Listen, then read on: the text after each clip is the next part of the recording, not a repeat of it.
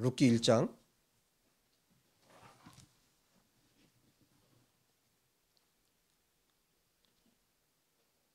룻기서 1장인데요.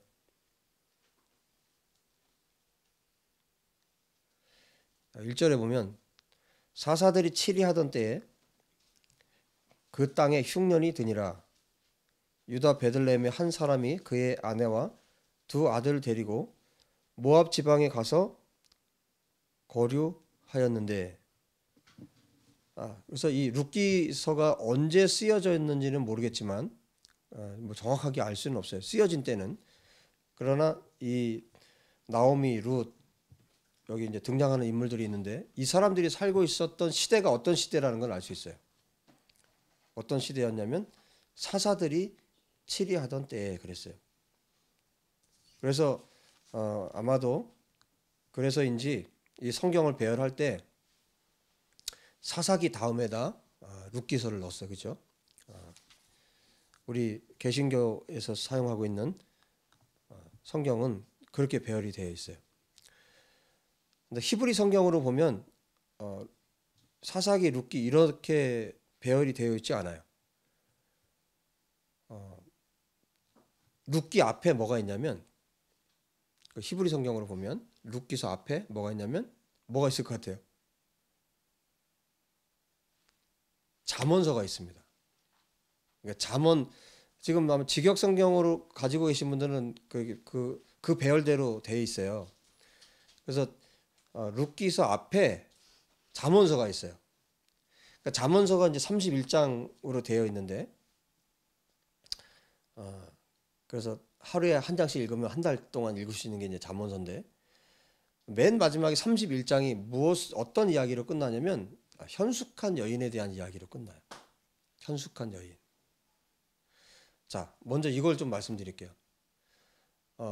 성경을 읽을 때, 그러니까 우리 룻기서를 읽는다 그러면 그때 시대적인 배경이 너무 중요하잖아요. 그죠? 그때 어떤 배경, 어떤 문화 가운데서 이 성경이 쓰여졌는지 이게 너무 중요해요. 그런데 그것보다 더 중요한 게 있어요. 그것보다 더 중요한 건 뭐냐면 성령님께서 이것을 어떤 의도로 기록했냐는 거예요. 그래서 물론 룻기를 기록할 때 룻기를 쓴 어떤 저자가, 예를 들어서 사무엘이 이 룻기서를 썼다고 한번 생각해 보세요. 사무엘이 예를 들어서 이 룻기서를 썼다고 생각한다면, 물론 인간 저자가 있죠. 사무엘이라는 사람이 룻기서를 예를 들어서 썼다. 그러면 사람을 통해서 하나님이 성경을 기록하셨으니까. 그런데 그것보다 더 중요한 게 있어요.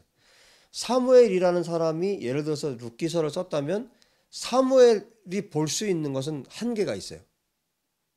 그러니까 예를 들어서 이 룻기서를 쓰면서도 전체 역사의 전부는 알 수가 없어요. 그 사람에게 주어진 분량만큼, 성령께서 주신 양만큼만 볼 수 있는 거예요. 바울도 마찬가지예요. 바울이 로마서를 쓰면서 이방인과 유대인이 하나 되는 것, 이스라엘의 이방인이 접붙임 바 되는 이런 내용들을 로마서 11장에 예를 들어서 기록을 했는데, 그것을 볼 수 있는 것은 바울에게 주신 계시의 그 한계 안에서만 볼 수 있어요. 그 이상은 못 봐요. 그 이상은 볼 수가 없어요. 그게 인간의 한계예요. 그런데 바울을 통해서 로마서를 기록하게 하고, 또 예를 들어서 어떤 성경 저자를 통해서 룻기서를 기록한 어떤 사람을 통해서 기록하게 하셨다면, 그 사람이 볼 수 있는 것은 한계가 있지만 그 성경을 통해서 하나님이 쓰고자 한 의도는 심지어 그 인간 저자도 모르는 것까지 누구는, 성령님은 다 알고 계신 거예요. 그래서 단순히 그 사람, 룻기서를 쓴 그 사람의 한계 안에서 성경을 보면 안 되고, 로마서를 볼 때에도 바울이 로마서를 기록하고 있는데 바울의 한계에서 그걸 또 봐도 안 돼요.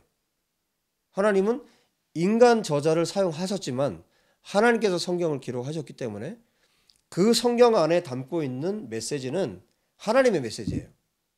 그러니까 사람의 메시지가 아니라는 거죠. 사람의 한계를 가지고 바울이라는 한계, 다윗이라는 한계, 솔로몬이라는 한계, 사무엘이라는 그 한계를 가지고 성경을 읽어서는 안 된다는 거예요. 그래서 성경을 우리가 끊임없이 연구를 해야 돼요. 원어도 저도 처음에 성경을 읽으면 설교를 위해서 먼저 이제 이게 히브리 성경인데 히브리 성경을 가지고 먼저 보기 시작해요. 히브리 성경 원어에서는 원래 의미가 어떤 건지. 그래서 한글로 번역했을 때 과정하고 그다음 원래 원어가 갖고 있는 의미가 달라요. 그런 경우가 많아요. 그래서 먼저 그것을 연구를 해요. 그것을 충분하게 연구를 합니다. 일주일 동안 제가 하는 일이 그거예요. 그거 연구하고 그거 가지고 제가 기도를 하는 거거든요. 끊임없이 연구하되 무엇을 해야 되냐면 끊임없이 기도를 해야 되는 거예요. 왜냐하면 성령께서 이 성경을 통해서 말하고 싶어 하는 것이 뭔가를 끊임없이 우리가 알아야 되기 때문이에요. 그리고 지금이 마지막 때란 말이에요. 주님이 오시고 예수와께서 오시고 그 다음에 재림 때까지가 마지막이에요. 근데 성경의 일들이 지금 계속 성취가 되고 있잖아요. 끊임없이. 그래서 지금 우리가 어떤 오류에 빠지면 안 되냐면 하나님이 먼 훗날 그 언젠가 더 많은 계시를 열어줄 것이다. 그렇게 생각하면 안 돼요. 그런 올무에 빠지지 마세요. 하나님은 하루만 해도 모든 일들을 정리하시고 오실 수 있어요. 천년이 하루 같으신 분이세요.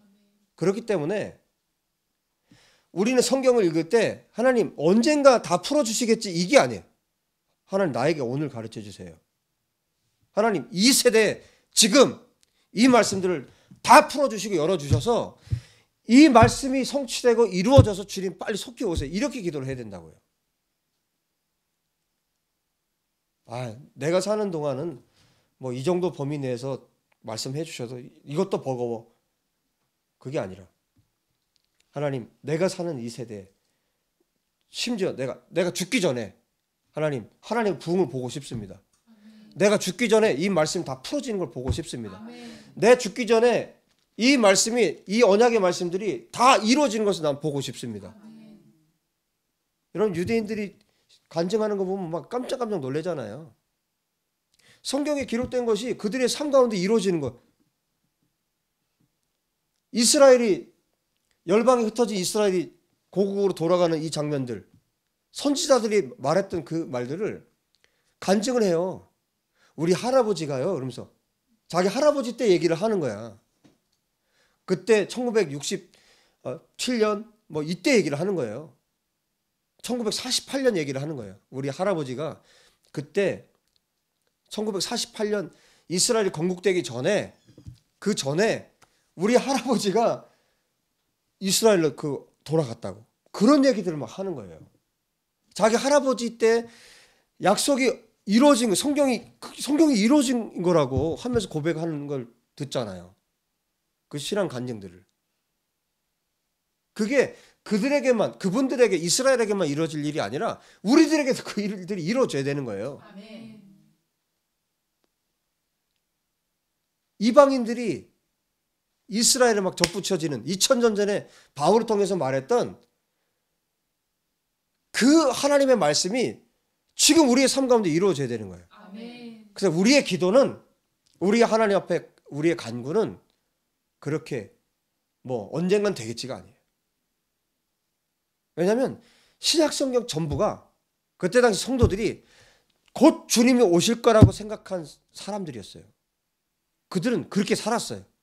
그리고 지금 유대인들, 메시아닉주들이 그렇게 살아요. 곧 주님 오시라고 그렇게 기도하고 마라나타 외치면서 바로카바 베셈 아도나이를 선포하면서 지금 그렇게 살고 있잖아요. 우리는 매일매일이 도전이고 매일매일이 하나님을 향한 모험이고 이 성경이라는 66권의 그 정글 속으로 들어가서 이 말씀이 어떻게 이루어지는가를 우리 삶으로 경험하는 거예요. 냄새를 맡고 눈으로 보고 손으로 만지고 우리 삶으로 매일매일이 하나님의 말씀이 이루어지고 성취되는 그 시간을 우리가 가져야 되는 것입니다. 왜 이야기를 제가 하냐면 사사들이 치리하던 시대라고 이 성경이 시작이 돼요. 룻기서가. 그런데 마지막에 보면 4장에 뭐로 끝나는지 아세요? 22절에 오벳은 이새를 낳고 이새는 다윗을 낳았더라. 이렇게 성경이 끝이 나요. 이게 도대체 무슨 얘기일까? 왜 다윗으로 이야기가 끝날까? 여러분 이 족보 18절부터 22절의 이 족보가 어디에 다시 나오는지 아시죠? 마태복음 1장에 그대로 나와요. 아브라함과 다윗의 자손 예수 그리스도의 세계라. 예수 그리스도의 족보라. 예수 그리스도의 톨레도트. 예수 그리스도의 계보라. 마태복음 1장에 그대로 나와요. 지금 루키서를 쓰고 있는 이 저자, 이 성경 저자가 룻이 그때 당시 룻 그다음에 나오미 그 세대에 있었던 일들을 기록하고 있지만 사사시대라는 건 뭐예요? 사사기 1장에 보면 앞에 보세요. 사사기 맨 마지막 장 한 장만 더 이렇게 앞으로 넘어가시면 사사기 21장이죠. 25절에 그때 이스라엘의 왕이 없으므로 사람이 각기 자기의 소견에 옳은 대로 행하였더라. 이스라엘의 왕이 없으므로 사람이 각기 자기의 소견에 옳은 대로 행하였더라. 이거는 단순히 사사시대만 얘기를 하는 게 아니에요. 그렇죠? 사사시대만 얘기하는 것이 아니라 성경은 성령께서 하나님은 알파와 오메가이세요. 하나님 모든 것을 알고 계시고 이미 태초에 하나님 천지를 창조하시니라. 태초에 이미 그분은 끝을 알고 성경을 기록하시고 끝을 알고 역사를 움직여 가시는 분이 하나님이세요. 이것은 사사시대뿐만 아니라 지금 마지막 때를 살고 있는 우리를 향한 메시지예요. 이 세대를 향한 메시지.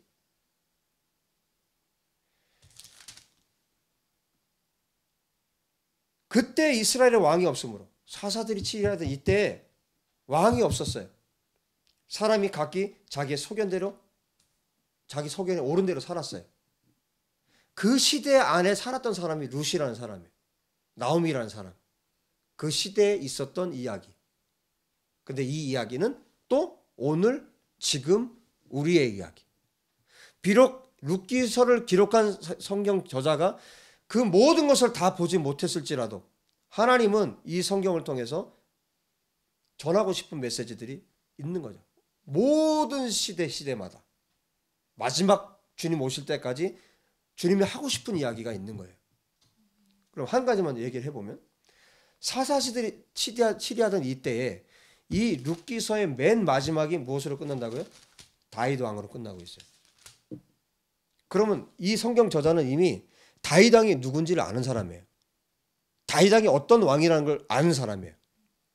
그리고 하나님은 그 다윗 왕을 지금 말하고 있지만 단순히 인간 다윗 왕을 말하고 있는 게 아니라 지금 누굴 얘기를 하고 있는 거예요? 그 계보에서 오실 메시아를 지금 말하고 싶은 거예요. 다윗을 지금 말하고 있다는 얘기는 메시아를 지금 말하고 싶은 거예요.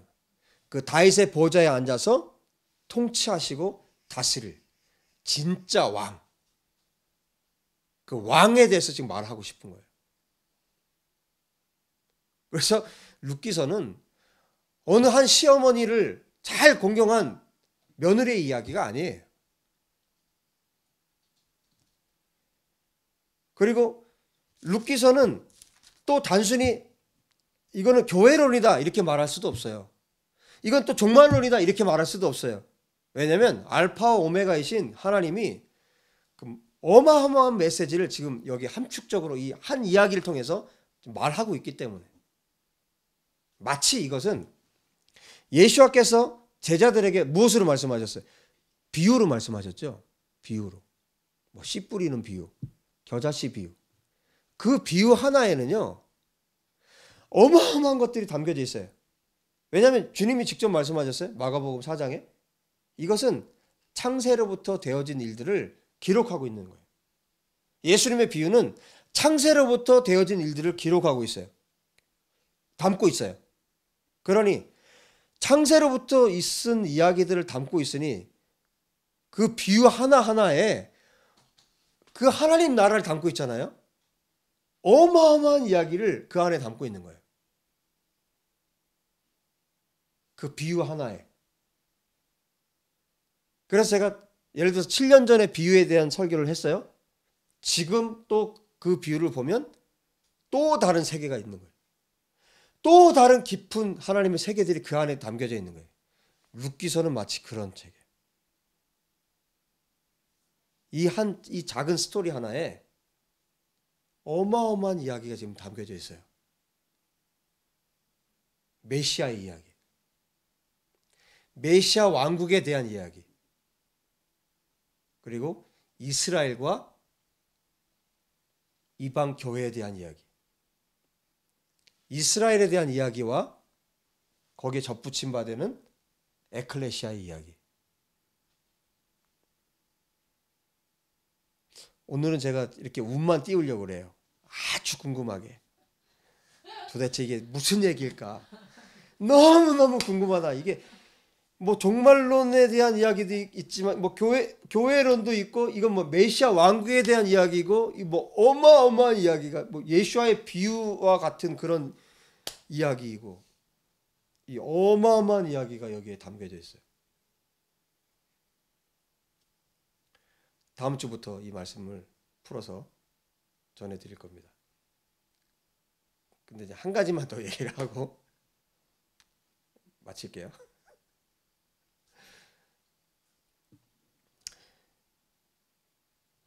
지금 이 한국 교회 안에 이스라엘에 대한 이야기를 많이 하기 시작했어요. 이스라엘에 대한 이야기를.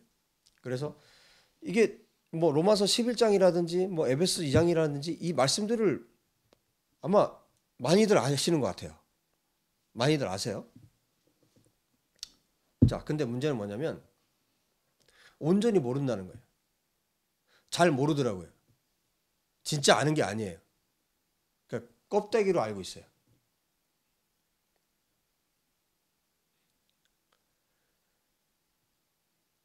그러다 보니까 막 제 안에 이 답답함이 막 생겨요. 이 안타까움, 답답함 이런 것들이 막 생기기 시작했어요. 왜냐하면 1장에 보면 룻하고 오르바가 나오죠. 룻하고 오르바가 나와요. 이게 이 사람들이 누구냐면 나오미라는 여인이 있는데 나오미와 남편 엘리멜렉 그리고 기럨 말론 이 두 아들 네 식구가 기근이 나서 가요. 어디로 가냐면 이방 땅으로 갑니다. 모압 땅으로. 그러니까 이 그림만 봐도 지금 뭔지 아시겠죠? 이스라엘이 이방 땅으로 간 거예요. 이스라엘이. 근데 거기에서 남편이 죽었어요. 엘리멜렉이 죽고 그 다음에 기럨과 말론이 또 죽었어요. 10년 즈음에. 근데 기럨과 말론에게 아내가 있었는데 그게 누구냐면 오르바하고 룻이에요. 근데 나오미가 이 성경을 보면 6절에 그 여인이 모압 지방에서 여호와께서 자기 백성을 돌보시사 그랬어요. 돌보셔서 뭘 주셨다? 양식을 주셨다 그랬어요. 양식을 주셨다 함을 듣고 이 두 며느리와 함께 모압에서 돌아오려고 했어요. 자, 그리고 7절에 보면요. 있던 곳에서 나오고 두 며느리도 그와 함께하여 유다 땅으로 돌아오려고 길을 가다가 이게 중요한 거예요. 지금 여기에 처해 있는 크리스천들이 굉장히 많은 것 같아요. 그러니까 이 상황에 처해 있는 이방 기독교인들이 굉장히 많은 것 같아요. 뭐냐면 나오미와 함께 돌아가는 거죠. 나오미와 함께 이스라엘로 돌아가는 거죠. 베들레헴으로. 여기에 처한 사람들이 지금 많이 있다고요. 자, 이스라엘에 대한 이야기를 듣고 그렇구나. 이스라엘에 접붙여지는 게 맞는 거구나. 이게 오래전부터 이미 2000년 전에 하나님께서 또 바울을 통해서 했던 메시지이고 또 주님이 직접 하셨던 메시지이구나. 이걸 알았어요. 자, 아는 것, 그냥 지식으로 아는 것과 따라가는 것은 천지차이예요.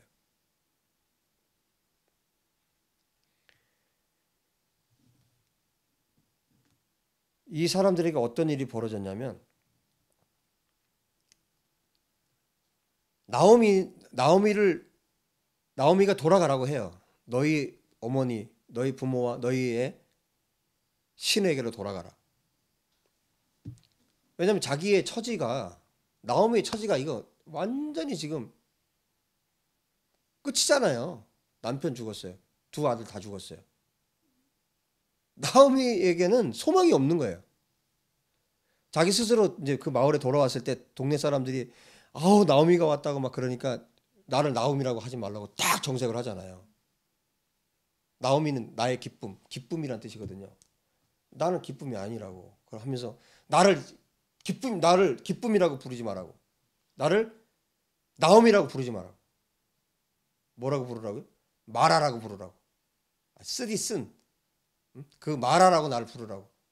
하나님이 자기를 치셨다고 얘기를 해요. 하나님이 나오미 자기를 쳤다고, 치셨다고. 하나님의 손이 자기를 치셔서 자기가 가득해서 나갔는데 이제 빈손으로 돌아왔다. 그렇게 고백을 하잖아요. 그런 자기 스스로 생각할 때 나오미 스스로 생각할 때 그런 사람이에요.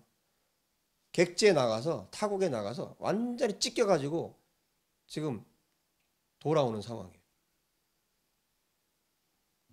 무슨 소망이 있겠어요? 근데 거기에 두 자부 며느리가 있는데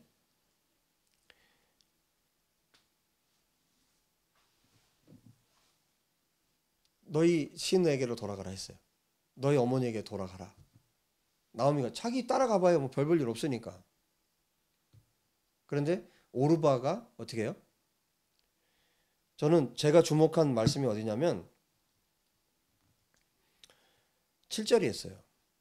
이게 저 이번에 묵상할 때 굉장히 크게 들어왔어요. 7절이.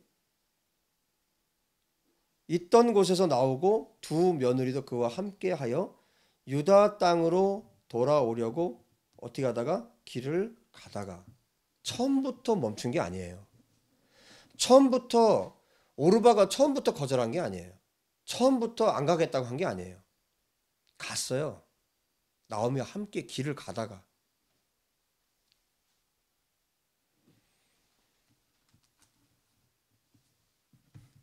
진짜 교회는 에클레시아는 진짜 하나님의 교회는 끝까지 갑니다.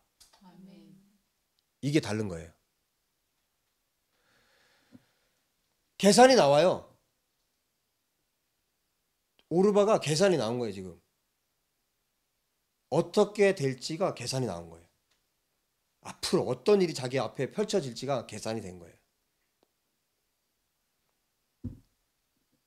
아무것도 없는 이 며느리, 그렇다고 뭐 자식이 있어서 뭐 또 결혼할 수 있는 것도 아니야.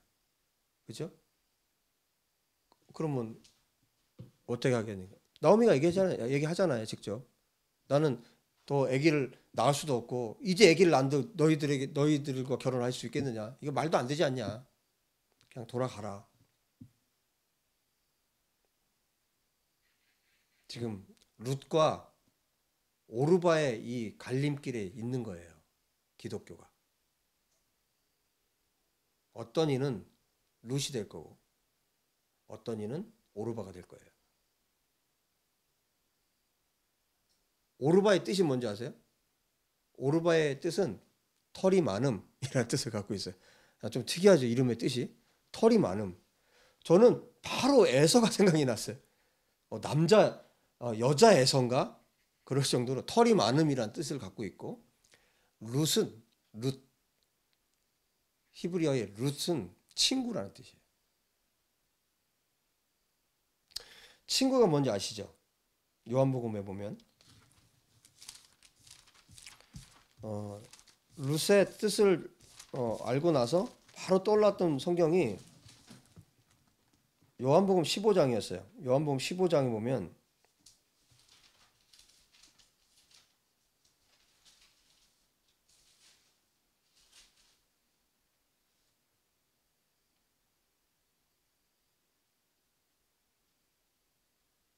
12절에 내 계명은 곧 내가 너희를 사랑한 것 같이 너희도 서로 사랑하라 하는 이것이니라. 사람이 친구를 위하여 자기 목숨을 버리면 이보다 더 큰 사랑이 없나니 너희는 내가 명하는 대로 행하면 곧 나의 친구라. 이제부터는 너희를 종이라 하지 아니하리니 종은 주인이 하는 것을 알지 못함이라. 너희를 친구라 하였느니 내가 내 아버지께 들은 것을 다 너희에게 알게 하였음이라.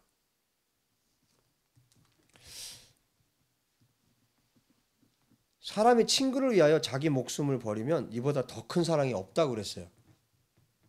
그런데 룻이 보여준, 그러니까 룻은 자기의 이름처럼 했던 거죠. 나오미를 위해서 목숨을 걸었어요. 나오미의 하나님, 이스라엘의 하나님께 자기 목숨을 걸었어요. 그러니까 이 지혜로운 여자가 그 앞에 일들이 계산이 안 됐겠어요? 인간적인 계산? 하지만 이 룻은, 친구라는 이름을 가진 룻은 나오미의 진짜 친구가 된 거예요. 이스라엘의 진짜 친구가 된 거예요. 이 세대에 이스라엘의 진짜 친구인 교회가 필요합니다. 이스라엘을 세워요. 이 친구가. 룻이, 이 나오미, 정말 빈털터리 아무것도 없는 나오미, 이 사람을 이 룻이 세워요. 사장이 뭐라 그래요? 동네 사람들이 나오미가 아들을 낳았다. 룻이, 이 사람 빈털터리 아무것도 없는 이 나오미를, 룻이라는 이방 여자, 이 작은 이 여자가, 정말 아무것도 없는, 별 볼 일 없는 이 여자가, 모압 여자, 이방 여자가 이 나오미를 세워요.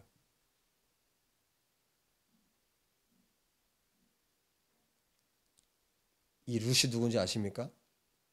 이 룻이 에클레시아예요. 진짜 남은 교회, 남은 자들이에요.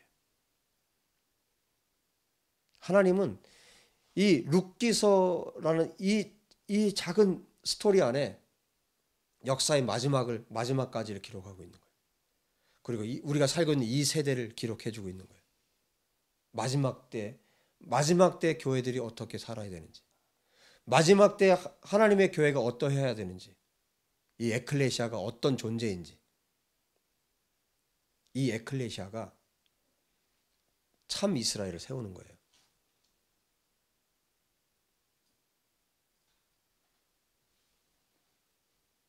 이 이스라엘이 이 에클레시아를 세우는 거예요. 에클레시아가 이스라엘을 세우는 거예요. 어떻게 해요? 친구로. 그냥 친구가 아니죠. 요한복음 15장에 의하면 목숨을 건 친구예요. 이건 끊을 수 없는 사랑인 거예요. 이 에클레시아가 이 대한민국에 세워지길 원합니다. 아멘. 열방에 세워지길 원합니다. 아멘. 이 룻 친구, 여러분 끝까지 룻이 되시기 바랍니다. 아멘. 정말 오르바가 많아요. 지금 이 세대에. 끝까지 가지 못합니다. 계산하면 못 갑니다. 인간적으로 생각하면 못 갑니다. 절대적으로 예수와를 의지하는 자들만이 끝까지 갈 수 있어요. 완주할 수 있어요.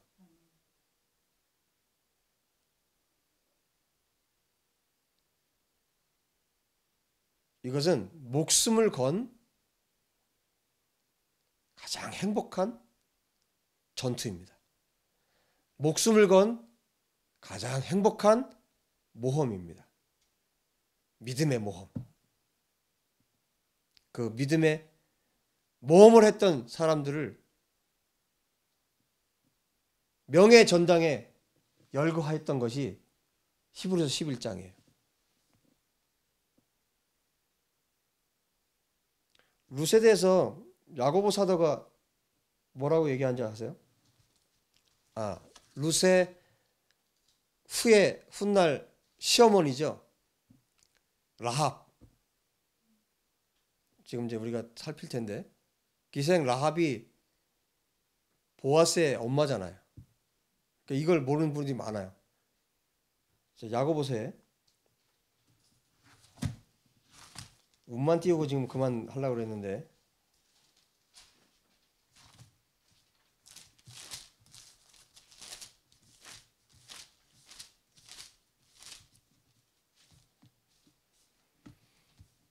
자, 야고보서 2장 21절에 보시면 우리 조상 아브라함이 그 아들 이삭을 제단에 바칠 때 행함으로 의롭다 하심을 받은 것이 아니냐.